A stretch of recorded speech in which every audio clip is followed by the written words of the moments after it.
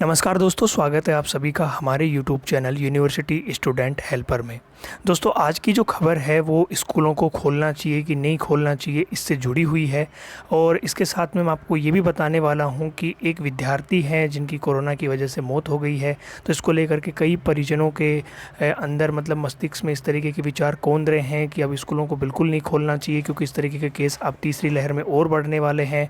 क्योंकि तीसरी लहर जितना यह बताया जा रहा है कि बच्चों के लिए ज़्यादा नुकसानदायक होने वाली है, तो कई जो पेरेंट्स हैं उनके मन में ऐसा है कि अभी स्कूल हमें नहीं खोलनी चाहिए। ये उसी को लेकर के है। सबसे पहले हम खबर को पढ़ेंगे कि खबर में क्या कुछ बताया गया है।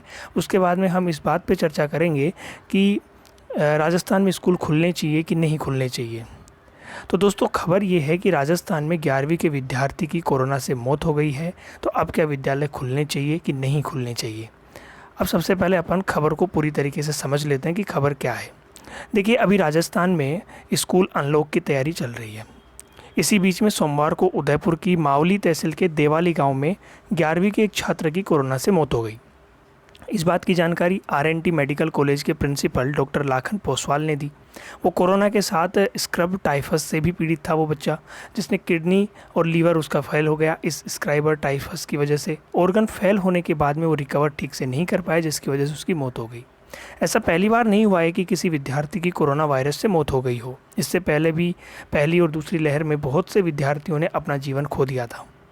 अब सबसे बड़ा सवाल ये है कि जहां राजस्थान में स्कूलों को अनलॉक करने की तैयारी चल रही है, तो ऐसे में क्या स्कूलों को खोल देना चाहिए। आपको पता है कि अभी 3-4 दिन पहले जब शिक्षा मंत्री गोविंद सिंह डोटासरा ने ये अनाउंस किया था कि 2 अगस्त से राजस्थान में नर्सरी से लेकर के और 12वीं तक के स्कूलों को खोल दिया जाएगा। तो जो पेरेंट्स थे उन्होंने भी विरोध किया और जो कुछ शिक्षक संगठन थे उन्होंने भी विरोध किया, जिसकी वजह से उसके तुरंत बाद में जो मुख्यमंत्री अशोक गहलोत जी हैं उन्होंने अपना जो शिक्षा मंत्री का जो निर्णय था उसको बदल दिया और उन्होंने एक 5 सदस्यों की कमेटी बना दी। कमेटी में जो निर्णय आया है पहली मीटिंग के बाद में वो ये है कि स्कूल तो खोलेंगे, लेकिन स्कूल कब खोलेंगे, केंद्र की राय लेकर के। जो केंद्र सरकार है, मोदी जी की जो सरकार है, उससे हम राय लेंगे कि हमें क्या करना चाहिए, फिर उसके बाद में हम खोलेंगे।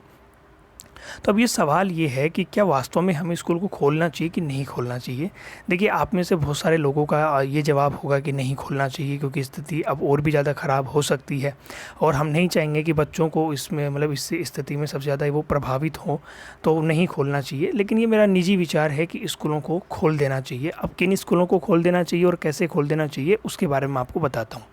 कल मैंने एक खबर रिकॉर्ड की थी, आईआईटी खड़गपुर को लेकर के वो खबर थी। यदि आपने वो वीडियो नहीं देखा है तो आई बटन में मैं उसका लिंक दे दूंगा, आप उसको ज़रूर देखना।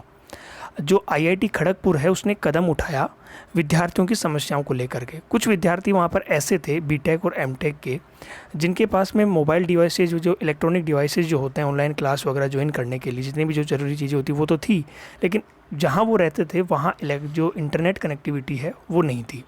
और कुछ ऐसे विद्यार्थी थे जिनके पास में इलेक्ट्रॉनिक डिवाइसेस नहीं थे लेकिन इंटरनेट कनेक्टिविटी थी।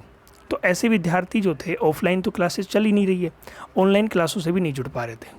अब मैं आपको वास्तविक स्थिति बताता हूँ। राजस्थान में आधे से ज़्यादा स्कूल ऐसे हैं जिनमें कंप्यूटर या जो ऑनलाइन जिनसे टीचर पढ़ा सके ऐसी कोई व्यवस्था नहीं है। साथ ही राजस्थान में जितने भी सरकारी स्कूलों में आधे से ज़्यादा ऐसे सरकारी स्कूल हैं जहाँ पे ऐसे विद्यार्थी पढ़ते हैं जिनके माता पिता जो हैं वो बहुत ही कम आय अर्जित कर पाते हैं महीने की। इसमें उनका घर का खर्च ही बड़ी मुश्किल से चल पाता है। तो कोई अपने बेटों के लिए अपने बच्चों के लिए किस तरीके से इस तरीके से फ़ोन वगैरह ख़रीद के दे सकता है कि जिससे ऑनलाइन क्लास चले। तो कुछ विद्यार्थी, जो बहुत बड़ी जो संख्या में है, ऐसे विद्यार्थी हैं जिनको ना तो ऑफलाइन क्लास का फ़ायदा हो पा रहा है और ना ही ऑनलाइन क्लास का। तो मेरा ये निजी विचार है कि राजस्थान सरकार को गांव में ऐसे विद्यार्थी, ऐसे जो स्कूल हैं जिनकी छात्र संख्या 150 से कम है, ऐसे स्कूलों को खोल देना चाहिए, ताकि वहाँ के जो विद्यार्थी हैं उनको वहाँ ऑफलाइन शिक्षा का फ़ायदा मिल सके। क्योंकि देखिए, स्कूल तो खुले हुए हैं, टीचर्स तो वहाँ आते हैं, तो ज़्यादा संख्या में नहीं बता रहे हैं, लेकिन जहाँ 150 की संख्या है तो वहाँ 1-2 बैच में उन बच्चों को बुला सकते हैं। किसी को जैसे मान लो सोमवार मंगलवार को जो है 9th वालों को बुला लिया, फिर उसके बाद में 10th वालों को, या कहीं पे 8 तक है तो 8th वालों को बुला लिया, 7th वालों को बुला लिया। इस तरीके से व्यवस्था करनी चाहिए। एकदम से सारी स्कूलों को खोलेंगे तो वास्तव में वो ठीक नहीं, क्योंकि स्थिति अभी ठीक नहीं है। लेकिन उन विद्यार्थियों की तरफ भी हमें देखना पड़ेगा जो ना ऑनलाइन शिक्षा से जुड़ पा रहे हैं और ऑफलाइन तो बिल्कुल है ही नहीं। तो ये मेरा निजी विचार था। आपका इस मेरे विचार के ऊपर आपका क्या मतलब सोचना है, ये मुझे कमेंट करके ज़रूर बताएं। और ये खबर आपके सामने लेकर आने का एक ही मकसद था कि आप समझ पाएँ कि कोरोना तो है, लेकिन एजुकेशन जो डिस्टर्ब हो रही है बच्चों की, वो भी नहीं होनी चाहिए, क्योंकि पिछले 1.5 साल से हम देख रहे हैं कि बच्चे स्कूल जाना ही भूल गए हैं। तो यही मुझे आपको बताना था। अब चलते हैं सबसे लास्ट की तरफ। यदि अभी तक आपने हमारे चैनल को सब्सक्राइब नहीं किया है तो जल्दी से कर लीजिए, ताकि आप ऐसी खबरों से जुड़े रहें और आपको उनका सीधा लाभ मिलता रहे। धन्यवाद।